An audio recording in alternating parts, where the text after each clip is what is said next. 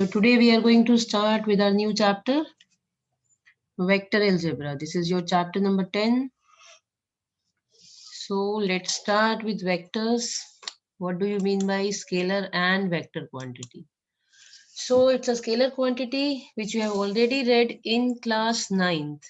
A quantity which have only magnitude, which is a real number, such quantities are called scalar quantities. Example, length, mass, time, distance, area, in which we only have some real value, but we do not know in which direction it is going. And what is the difference? See the vector quantity. A quantity that has magnitude as well as direction is called a vector. And we denote it because direction is given. So if we have to denote this vector, just see a diagram you can see over here, A and B, and it is represented by a small a with an arrow on the head of this A. So a vector is always represented with an arrow above whatever it is given. It's given AB, it's given with small a, whatever it is given, it is represented like that. So where A will be the initial point and B will be the terminal point, you can say, or final point, you can say. The distance between initial and terminal point of a vector is called the magnitude of the vector, denoted by this modulus. We put it over here, which denotes the magnitude of that vector. The arrow indicates the direction of that vector. Since the length is never negative, the notation of magnitude of the vector is less than 0 has no meaning. Since magnitude means the distance between A and B, so it will be always with a positive number, any positive real number. Now let us understand about position vector. Just see, you can see here the diagram. It's a three-dimensional figure, but it is drawn here on this. So if a point P is there, it will have the coordinates X, Y, and Z. And this is the origin O with 0, 0, 0. So we are telling here what is the position vector of point P. This is a point P in the space having coordinates X, Y, Z with respect to the origin 0, 0, 0. This vector OP, where O is the initial position and P is the terminal position, and the value of OP means the magnitude of OP, which we are representing here with small r also, is given by the distance formula. Already we have done distance formula in 3D in class 11th. Using that, we are getting here under root of x square plus y square plus z square. In practice, the position vector of point A, B, C, etc. with respect to the origin are denoted by A, B, and C. See here, another diagram you can see here, small a, small b, and small c. If the position vector of point A we need, this is represented by small a, similarly small b and small c. Now let's move to another topic that is known as direction cosines. Now these axes, this x, y, and z axis are 90 degree, are at 90 degree with each other. Now a point is P which having the coordinates x, y, z is in the space. This P point, this OP, which is denoted by R, is making angle of alpha, beta, and gamma with the x-axis, y-axis, and z-axis. You can see here, it is being shown, tried to be, it is a 2D figure, but we are trying to show here in a 3D figure. So you can see here, POA, you can see with an angle alpha, then an angle beta is there with y-axis, and this is angle gamma.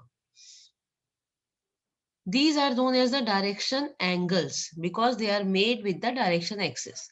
The cosine values of these angles means if we consider cos alpha, then cos beta and cos gamma are called the direction cosines of the vector r, and they are also denoted by small l, small m, and small n respectively.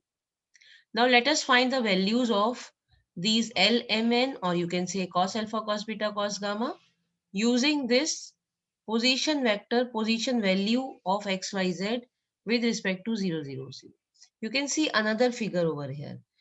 We had just taken out this triangle OAP and we are showing it here separately that at A point, it is making 90-degree angle and this is your angle alpha. So from here, if we consider using trigo, cos alpha is equal to base upon hypotenuse. So it is x upon r, means cos alpha is equal to x upon r. Similarly, if we'll take the triangle OPB, we will have cos beta is equal to y upon r. And the third triangle, if we'll be taking it will get us cos gamma is equal to z upon r. In place of cos alpha, cos beta and cos gamma, we can write L, M and N, which will give us x is equal to LR, y is equal to MR and z is equal to NR. These LR, MR and NR are proportional to the direction cosines are known as the direction ratios, denoted by small a, small b and small c. These direction cosines are always proportional to the direction ratios, which are given represented by small a, small b and small c. See here, L square plus n square plus n square is equal to 1, means the sum of the squares of the direction cosines is equal to 1, but this do not hold for direction ratios. You have to keep in mind this note. This is a very important point from which one marker questions can be made. Now see, there are various kinds of vectors. First is the zero vector. Zero vector, from the name itself, it shows that it is having no value. Means where the initial position and the final position is just the same. Or you can say AA vector or BB vector, means no magnitude will be there and no direction will also be there. So it is a zero vector. Then moving to unit vector. Unit means 1. A vector whose magnitude is unity. Unity means 1 is called a unit vector. The unit vector in the direction of a given vector A is denoted by A to the A. You can see a cap is there on A, which is denoting its unit vector. Then moving to co-initial vectors. Two or more vectors having the same initial point are called co-initial vectors. Means their initial points are same, they are starting from the same point. So we can, next is collinear vectors. Two or more vectors are said to be collinear if they are parallel to the same line, irrespective of their magnitude and direction. Means their magnitude can be anything, but they should be parallel to the same line. Next is equal vectors. Two vectors A and B are said to be equal if they have the same magnitude and direction regardless of their position. Means they can be anywhere at any place, but they should have the same magnitude as well as the direction. Then they are known as the equal vectors. Then moving to the next topic, negative of a vector. A vector whose magnitude is the same as that of the given vector, but the direction is that opposite to it is known as the negative of that given vector, and it is represented by, suppose the negative of BA we need, it will be given by minus AB. So the vectors above defined are such that any of them may be subject to its parallel displacement without changing its magnitude and direction. So in this chapter, we are going to read about these free vectors which can be moved from one place to another without changing its magnitude and direction.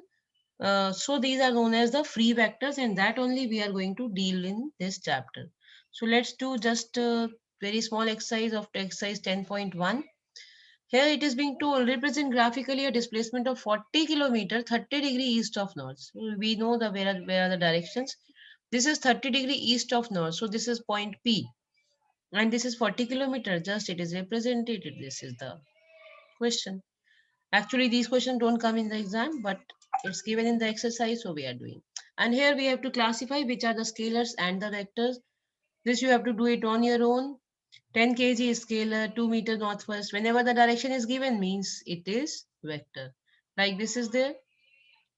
20 meter per second square. It is a vector quantity as it involves magnitude as well as direction. And this is question number 4. We have to see by the diagram and the directions which vectors are co-initial vectors. Like see here, A and D having the initial point as the same, so they are co-initial vectors. Equal vectors means B and D are equal vectors because their magnitude is same as well as direction is also same. And the collinear vectors. Collinear vector is A and C because they are parallel vectors having a different direction, but they are parallel to each other. So this was the topic. Today I am finishing. This is your part 1, chapter 10. We'll be doing the next part tomorrow.